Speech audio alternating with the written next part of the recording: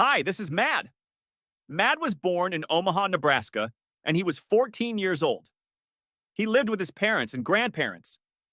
Like his peers, he went to school, played sports, had fun with his friends, and spent a lot of time on social media like Instagram and YouTube. His parents paid him $20 a week, and sometimes his grandfather provided an extra $10. Mad went to school on a red bicycle with a white basket on the front, sometimes used by his grandfather. However, this made him very uncomfortable because his upper classmates, who had turned 16 and got their driving licenses, came to school in their own cars. As if that wasn't enough, they were also traveling with their girlfriends in the seats next to them, listening to loud music. Mad had been watching this situation for a long time with admiration, and at the same time with questions in his mind. Will I have a car when I'm 16?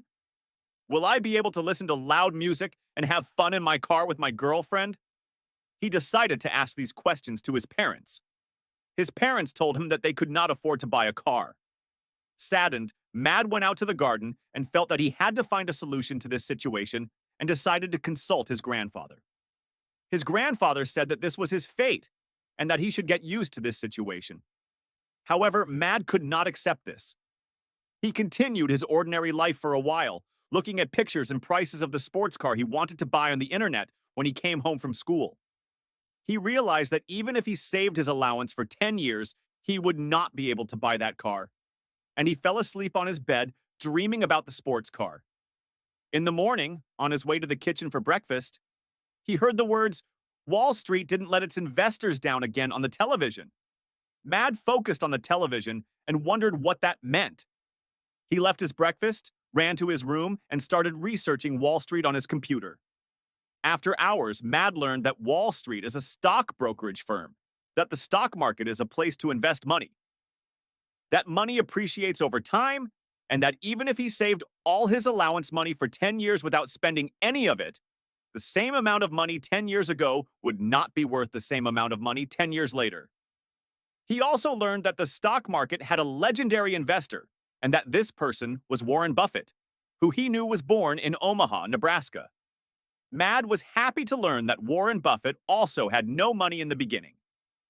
So it was just a matter of doing the right things at the right time to be successful, he thought.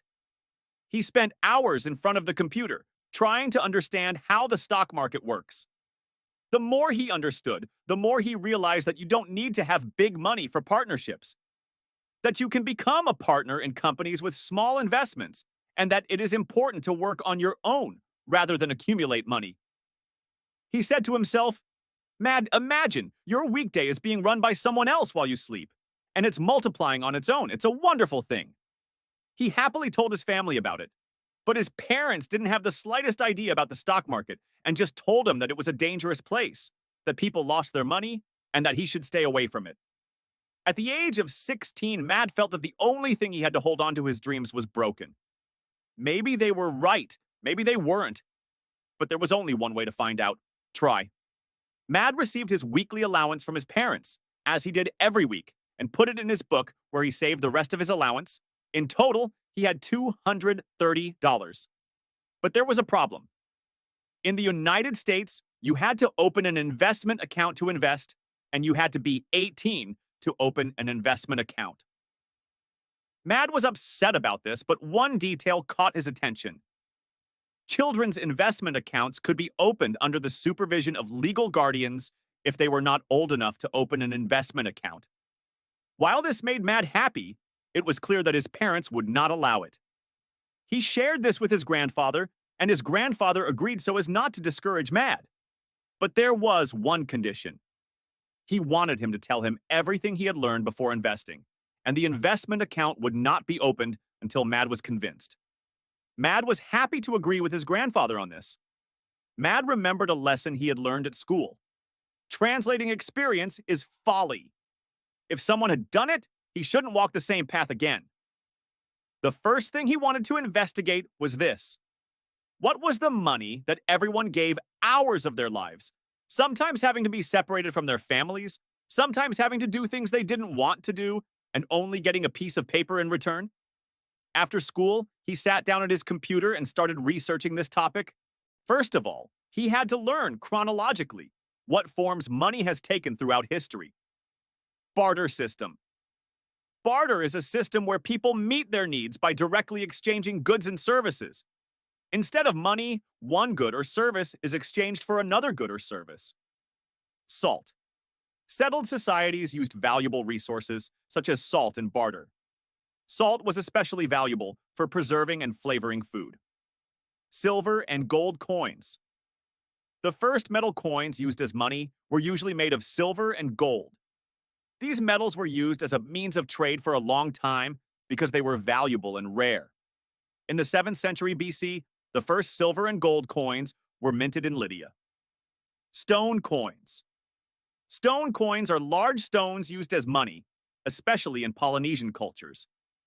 These stones often symbolized social status and wealth. The rye stones on the island of Rota are examples of such stone coins. Paper coins was first used in China in the 7th century BC. Paper money replaced metal coins, offering a more portable and lighter alternative. The first paper money was printed in China during the Tang Dynasty. It started to be used in Europe in the 17th century. Banknotes and notes. Banknotes are paper money denominated in a specific value and issued by governments or private banks. Notes were documents used for commercial transactions representing debts.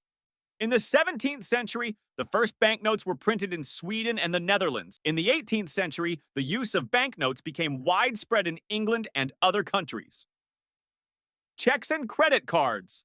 Checks were used as a means of making payments with a written instruction from the bank. Credit cards, on the other hand, are cards that authorize payments within the framework of credit limits since the mid-20th century.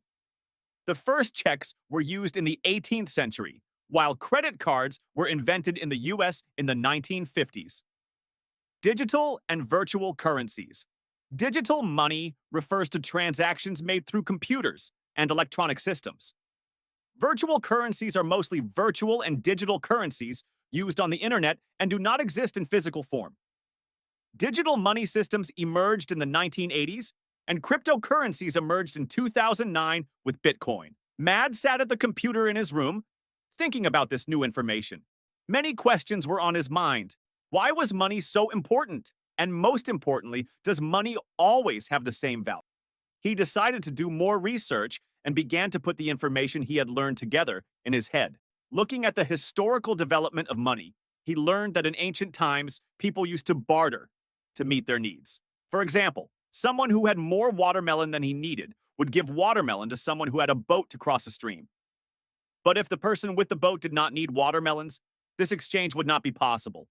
Such problems had led people to start using money as a common medium of exchange. Mad realized how similar this was to some of the situations he encountered in everyday life. Mad immediately thought of an example. Sandwiches sold in the school canteen. When everyone didn't have enough money, they couldn't offer anything else to buy a sandwich. But when everyone had money, they could buy any sandwich they wanted. This is exactly why money was invented, to be used as a common measure of value. But money was not only a medium of exchange, it was also a symbol of trust. His grandfather often told him that money was only as valuable as the trust people had in it. Mad thought, what if that trust is lost? If one day everyone stopped believing in the value of money, wouldn't it then just be a piece of paper? Mad also began to understand the concept of inflation.